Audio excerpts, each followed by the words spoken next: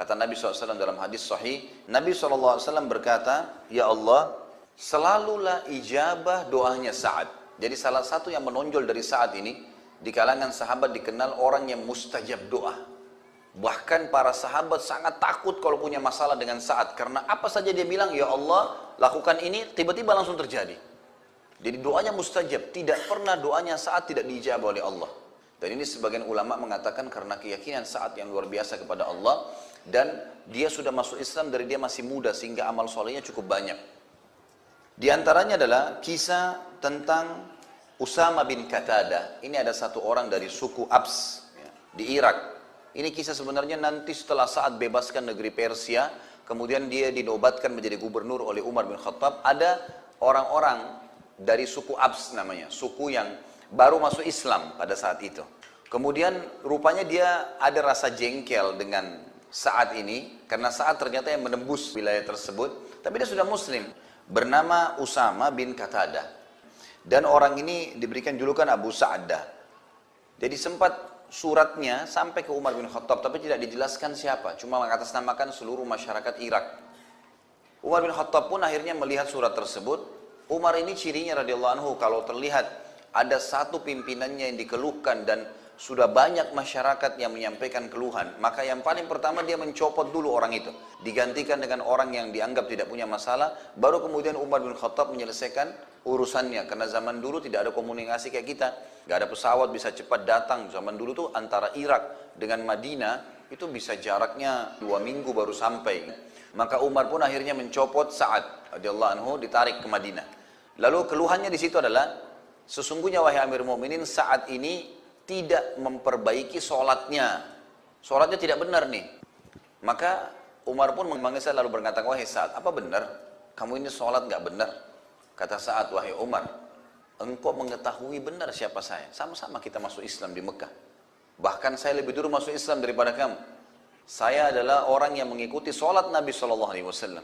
Sebagaimana Nabi SAW di 2 rakaat pertama sering membaca lebih panjang daripada 2 rakaat terakhir di Isya, di duhur, di asar.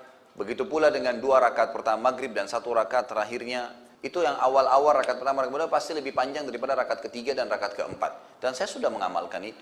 Semuanya seperti dengan Nabi SAW. Jadi tidak ada yang perlu diragukan.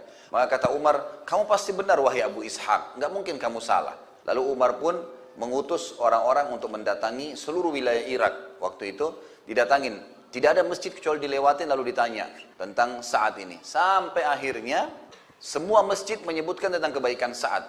Sampai tiba di masjidnya Bani Abs. Dan kebetulan ternyata ini orang adalah kepala sukunya yang bernama Usama bin Qatadah ini. Maka pada saat itu bertanyalah utusan Umar, lalu dia mengatakan, "Sesungguhnya kalau kau tanya kepada kami," kata si Usama ini, "sesungguhnya kalau kau bertanya kami tentang Sa'ad, maka Sa'ad itu tidak adil, Sa'ad itu tidak baik, Sa'ad itu begini, Sa'ad itu begitu." Semua keburukan yang disampaikan sama dia. Maka dibawalah informasi tersebut ke Madinah kepada Umar. Di sebelahnya Umar ada Sa'ad radhiyallahu anhu majma'in. Maka waktu Sa'ad dengar, Sa'ad mengatakan, "Ya Allah, kalau seandainya hambamu ini dusta," hambamu yang di sana maksudnya si Usama bin Qatadah, "dia dusta dan dia hanya sekedar mencari masalah serta akan mengganggu kedudukan muslimin, karena kalau diganti amirnya, pemimpinnya pasti akan kacau. Maka aku memohon kepadamu ya Allah agar engkau panjangkan umurnya dan engkau susahkan hidupnya dalam keadaan dia tua, serta masukkan dalam hidupnya segala macam fitnah." Maka beberapa tabi'in mengatakan bahwasanya kami menyaksikan orang itu yang sudah didoakan oleh Sa'ad sampai umurnya sudah sangat tua, mendekati 100 tahun, sampai-sampai saking tuanya keningnya itu sudah turun dan menutupi matanya, belum meninggal juga. Dan orang itu dalam keadaan miskin, meminta-minta makanan di jalanan. Tadinya dia kepala suku, serta kerjanya setiap hari kalau ada perempuan lewat selalu digangguin sama dia dalam kondisi umur begitu, kena fitnah. Maka kami melihat doa Sa'ad kena kepada orang tersebut, dan orang itu sering kali mengucapkan kata-kata, "Saya telah kena doanya Sa'ad, saya telah kena doanya Sa'ad." Ini salah satu riwayat yang menjelaskan tentang doa dia yang mustajab. Pernah juga satu kali Sa'ad radhiyallahu anhu waktu sudah pindah ke Madinah dari Persia, kemudian Umar bin Khattab sempat tawarkan waktu itu, "Apakah kamu kembali jadi gubernur di Irak?" Dia bilang, "Tidak. Saya tidak akan pernah kembali ke wilayah yang sudah ada orang menyebarkan fitnah tentang saya. Saya lebih suka dengan Madinah." Maka Umar pun menerima, baiklah kamu silahkan di sini. Setelah itu sempat gubernur Madinah yang diangkat oleh Umar bin Khattab, ada seseorang yang bernama Marwan ibn Hakam. Marwan ibn Hakam ini gubernur Madinah sempat mengucapkan kata-kata begini, harta-harta yang kami bagikan untuk muslimin ini adalah harta kami pemiliknya, ini punya saya dan saya bagikan. Saat waktu dengar itu, saat merasa orang ini sudah merasa harta muslimin adalah hartanya dia, tiba-tiba dia datangin istananya, seperti kita kalau sekarang mungkin kantor gubernurannya didatang, lalu saat mengatakan, wahai Marwan, apa kau mau saya berdoa untukmu? Karena sudah ditahu, kalau dia berdoa mustajab. Marwan tiba-tiba dalam riwayat ini dikatakan loncat dari singgasananya mengatakan, wahai Abu Ishaq, tolong jangan berdoa. Memang ini hartanya Allah, bukan harta kami. Gitu. Jadi itu contoh, karena orang-orang tahu, tersebar berita pada saat itu. Kisah yang lain, kisah dia dengan Umar bin Khattab. Umar pun khawatir dengan doanya Sa'ad. Jadi ada budaknya Sa'ad pernah jalan, kemudian ada angin yang kencang, tersingkap bajunya. Tidak sengaja. Waktu tersingkap bajunya ternyata nyantol di sebagian tubuhnya, sehingga orang ini tidak tahu kalau auratnya kelihatan. Umar bin Khattab pas lewat, Umar bin Khattab ini kalau lewat, di tangannya selalu ada tongkat. Jadi tongkat ini sering digunakan untuk mengingatkan orang kalau berbuat salah. Seperti kalau habis Isya, beliau sering keliling bawa tongkat.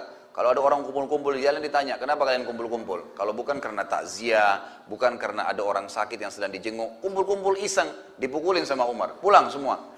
Kalian mau di sini duduk nongkrong, buang-buang waktu, akhirnya sholat subuh dan sholat malam kalian terbengkalai, bubar. Jadi orang takut sama Umar pada malam. Umar bin Khattab juga kalau lihat kemungkaran langsung dihukum sama dia. Dilihatlah budak ini tersingkap. Lalu Umar bin Khattab mengambil, ada kayu kecil, dia pakai tongkatnya, karena dia tahu ini budak, diambil, dipukul. Kenapa kau tersungkap auratmu? Dia bilang, saya tidak tahu. Tapi Umar sempat mukul. Saat sempat lewat, lalu saat tahu ini budaknya dia.